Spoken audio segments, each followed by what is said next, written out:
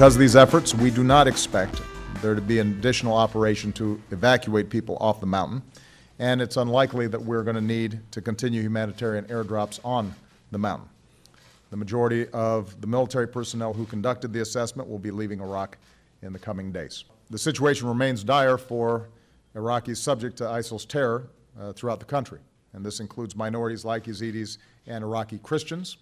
It also includes many Sunnis, Shia, and Kurds.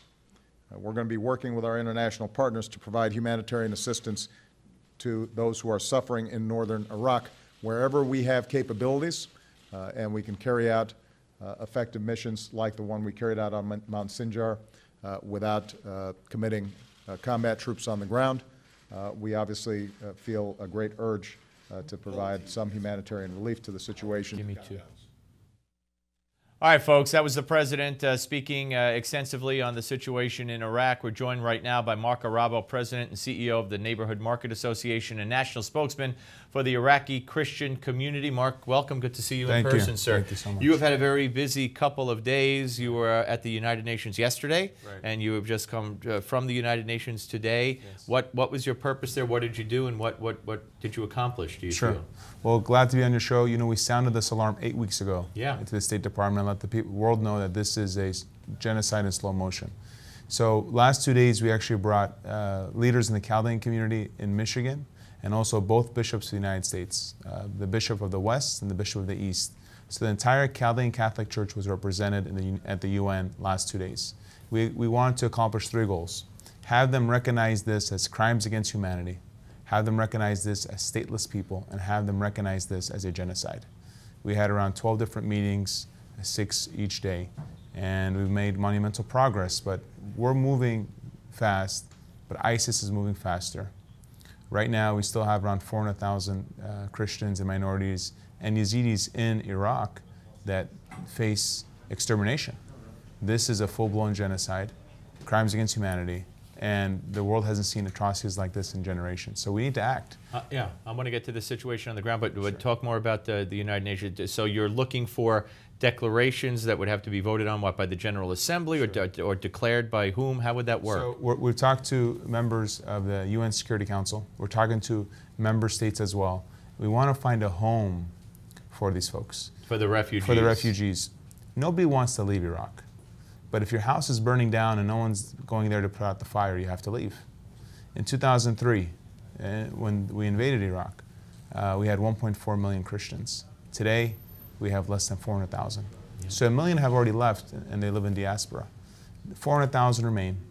Of those, 200,000 are children, and their lives are facing death either through massacres, through conversions, or because they don't have basic necessities like water, food, and supplies.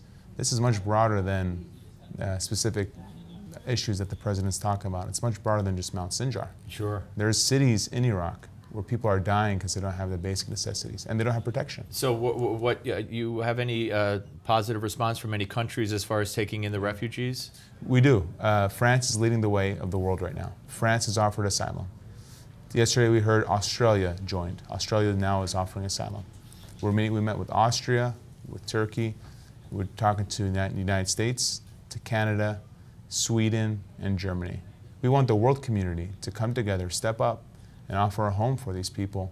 You know, in 1970, and there's precedent for this, because 1970, President Ford airlifted around 150,000 Vietnamese refugees and brought them to America through executive action. So if the president wants to solve this situation as far as minorities and Christians, he could do so without combat troops.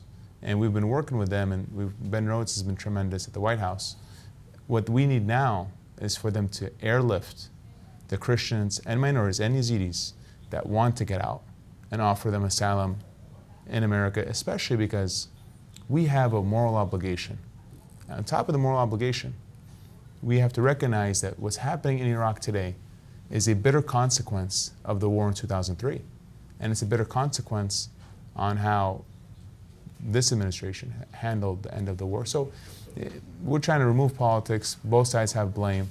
Right now, let's save these people's lives. And for humanity, let's step All right, up. so the president talked about Mount Sinjar and how that humanitarian effort has succeeded and is almost over to some extent. Although I've seen videos and understand that, and so I'm a little confused. Every time they try, they bring helicopters, you see the mad rush to the helicopters, and there's not enough helicopter space. And in one case, a helicopter crashed because it was so overloaded.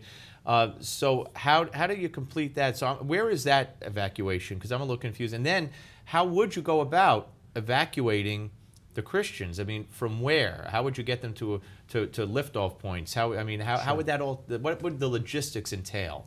Well, I can tell you, we have the best military in the world, and if the will was there, the logistics. Yeah, I'm not doubting it. I'm just saying. So right now, folks are in Erbil, they're in Kurdistan, they're in Turkey, they're in Zahu. There's villages, primarily in the north, where Christians and Yazidis are.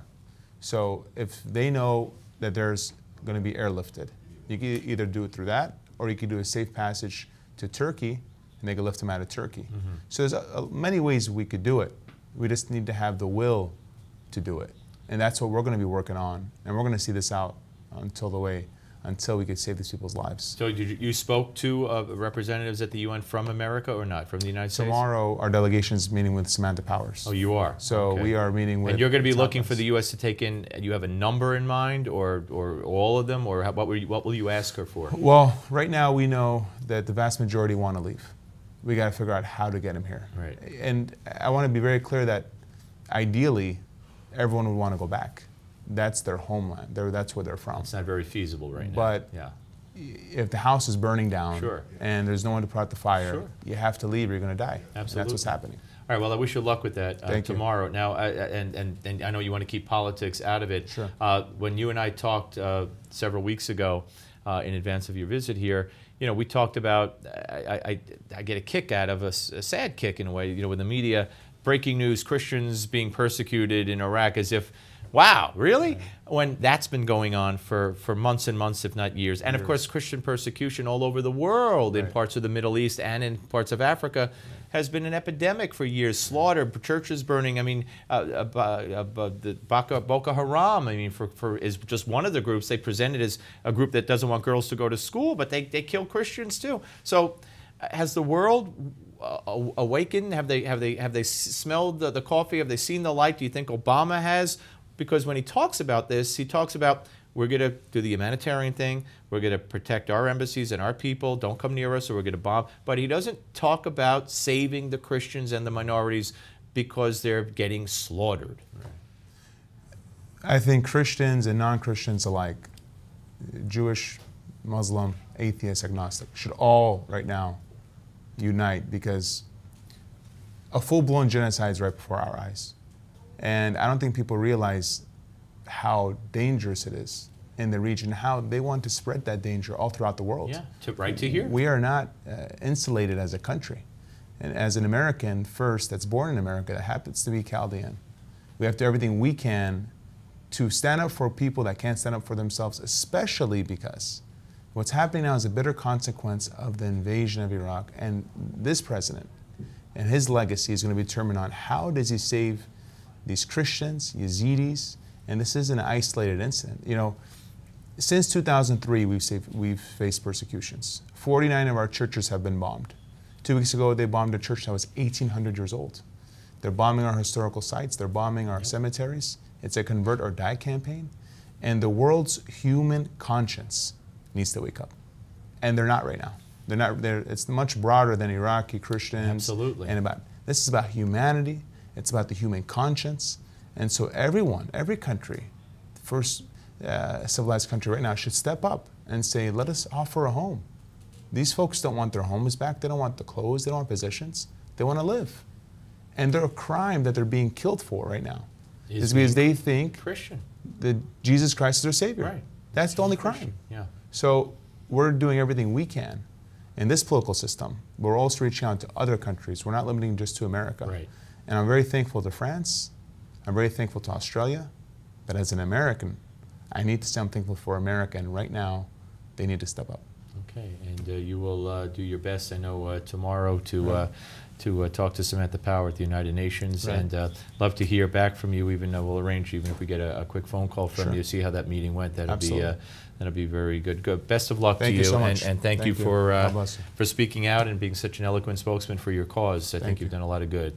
Thank you. All right, folks, and you have a website you want to? Sure. Go ahead. They can follow our journey at minorityhf.org. minorityhf.org. Okay, great. All right, folks, check it out and support Mark Arabo and the Christian minority in Iraq. And of course, it's a problem that goes way beyond that, as we alluded to and as we've talked about on this show since its inception. All right, folks, before we go, we want your opinion. We have another poll. We had the Obama impeachment poll. Well, we have another poll, and we want your opinion. And this one involves immigration and the children who have been coming across the border. And the question is, should children of illegals who have entered this country be deported or be educated? Go to newsmax.com/poll to vote. Newsmax.com/poll. Up next, the Malzberg panel.